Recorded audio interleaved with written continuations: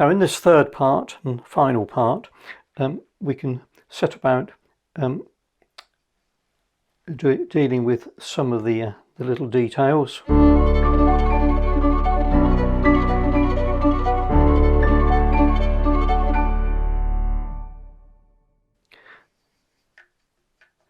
Let's put in some of these masts.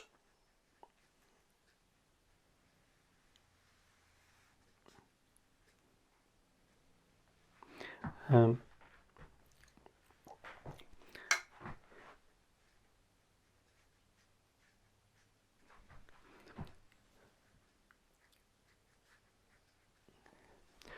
figures, just suggest them. Bit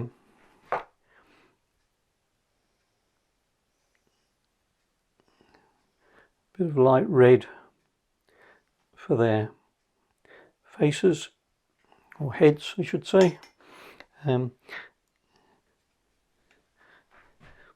This chap's going to be in blue. Yachtsmen are often dressed in blue.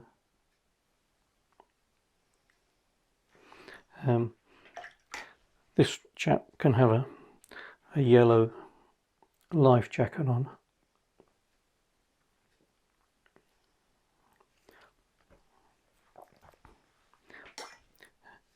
And we'll give him just a bit of red there. Just want to suggest them so they look as if they've been painted pretty well with by the same person who's done the rest of the picture. Just fill up some of that little white around his head so he doesn't look as if he's got too much of a halo. The main mast of the sort of a grey colour here.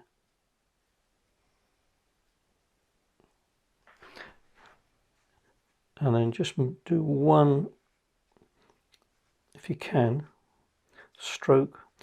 Fairly thick mast, that.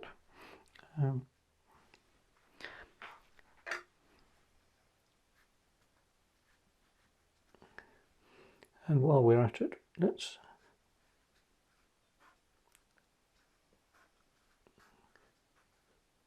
just suggest this.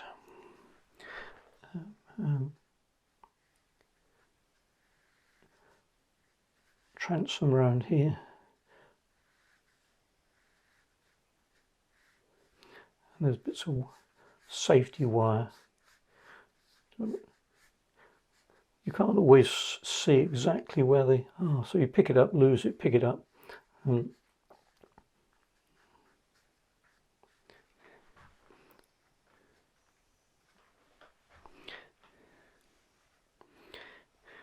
think we'll also have just a bit of a colour through there.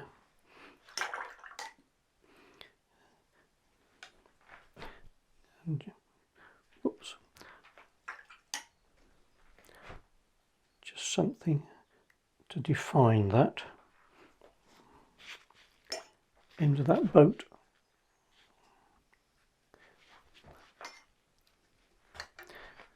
And a little bit of shadow, so it's not too bright. A bit of white paper there.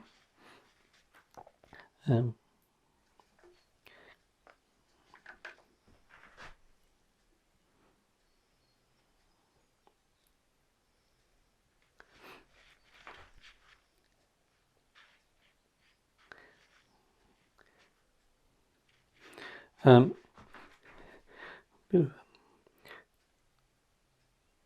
dark along that edge there, and between the two spars. And there's various ropes hanging down, and the big advantage of ropes hanging down is that they push things further back into the distance. There's obviously going to be some shadows across here.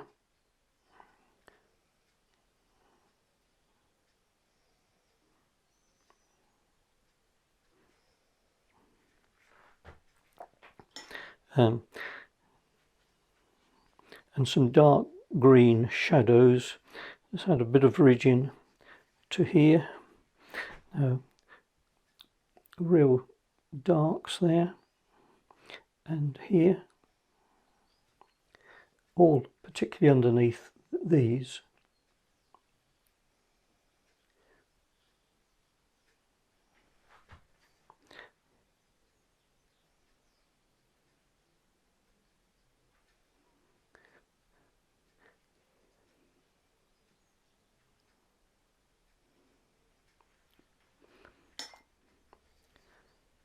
Add a bit more raw umber to that.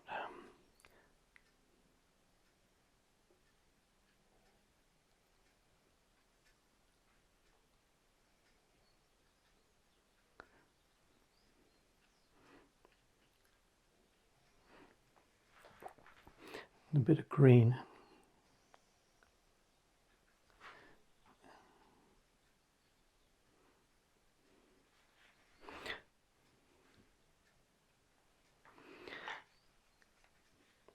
Burnt umber and ultramarine, a bit of burnt sienna as well, just to warm it up a bit more.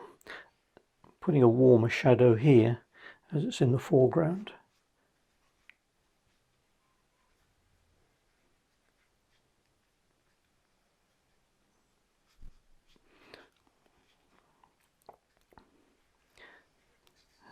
And then just the odd little stone. Confine them, make the shadow a little bit more raggedy on the edge as it's falling on sort of gravel.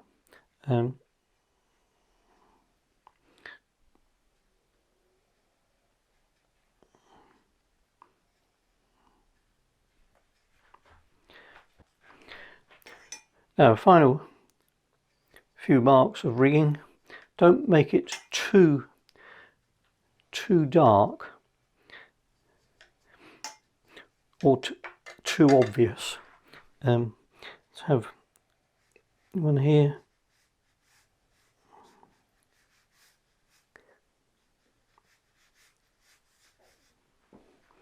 And here.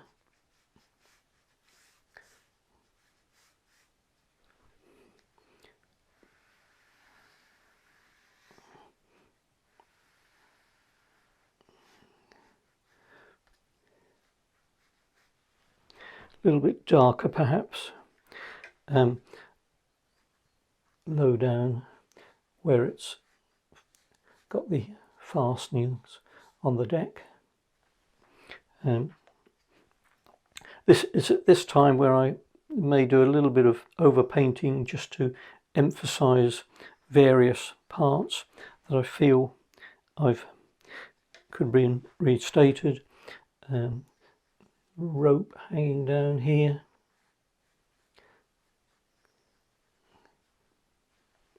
and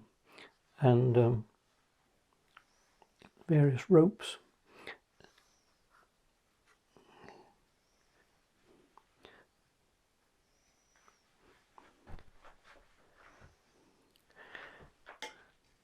I'm going to darken this.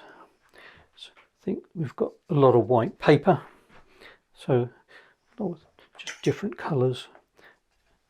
So doesn't attract as much attention.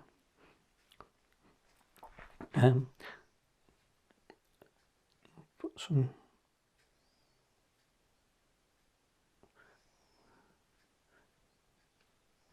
numbers on that.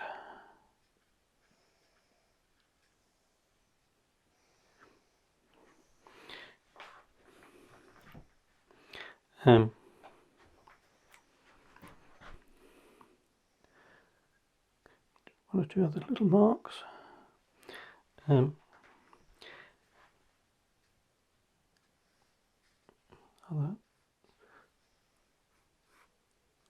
ropes hanging down.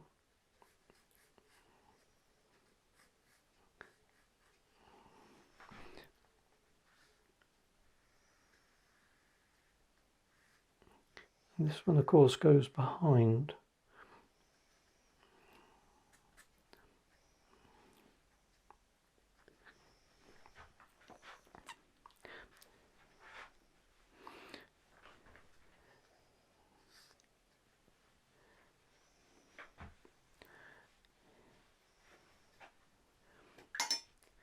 raw umber and a little bit of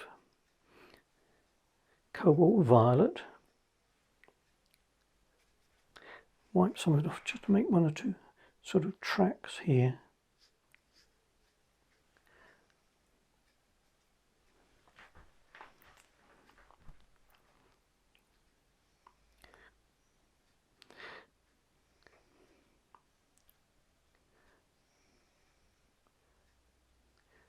I'm deliberately leaving this area simple because we've got enough going on over here without making the picture look busy everywhere.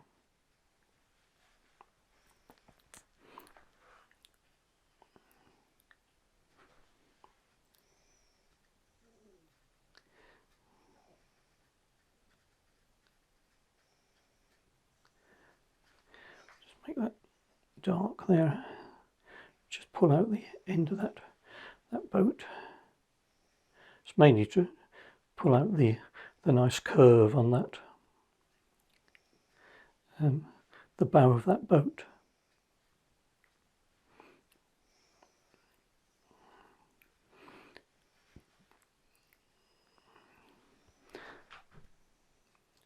Any ropes hanging down, make the most of them.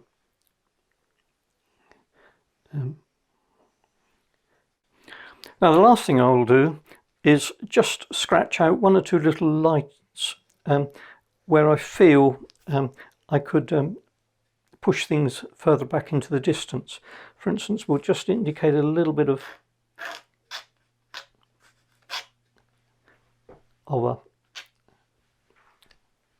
some rigging on this boat here.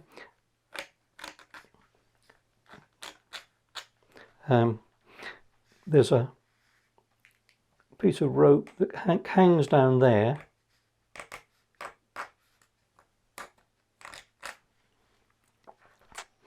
This one.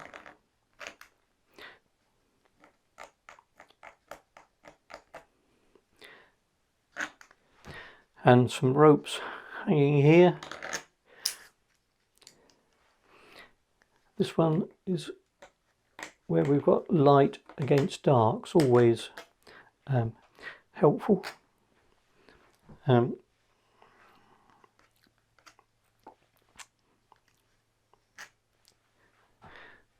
Very easy to overdo this sort of thing. I think we've probably got enough on that.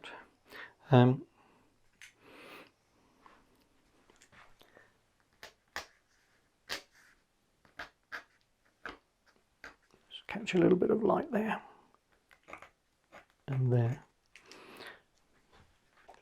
Now I feel the focal point is here. Now just look at the rather cheap tricks I've used to pull that off. I've got some really bright colour, red, it was cadmium red. I've got some sharp edges, white paper. This is one of the darkest areas in the painting. So I've got a little bit, and apparently I've got detail, although it's all, and I've got interesting texture. The detail is all sort of suggested. So if you can get some rich colour, some sharp edges, some high contrast, some detail in terms of texture and suggested detail, the viewer will look there. By all means, attract their attention with the red sail perhaps and a little bit of detail over here with some white paper.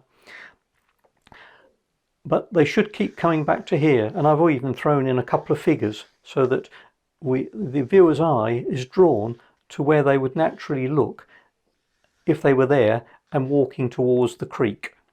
Now I hope you've enjoyed these 3 little videos.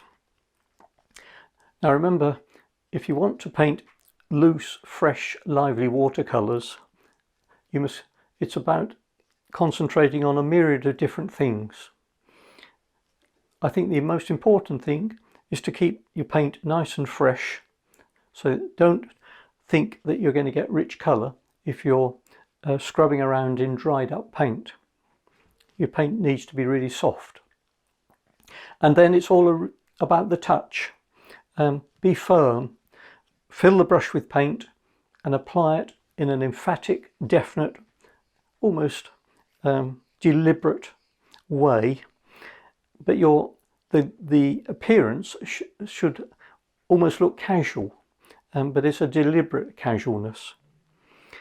And I think you can achieve that by trying to paint each area once the way you want it to look straight away. So the paradox is you must do it quite carefully once. Don't go back and tidy up the marks.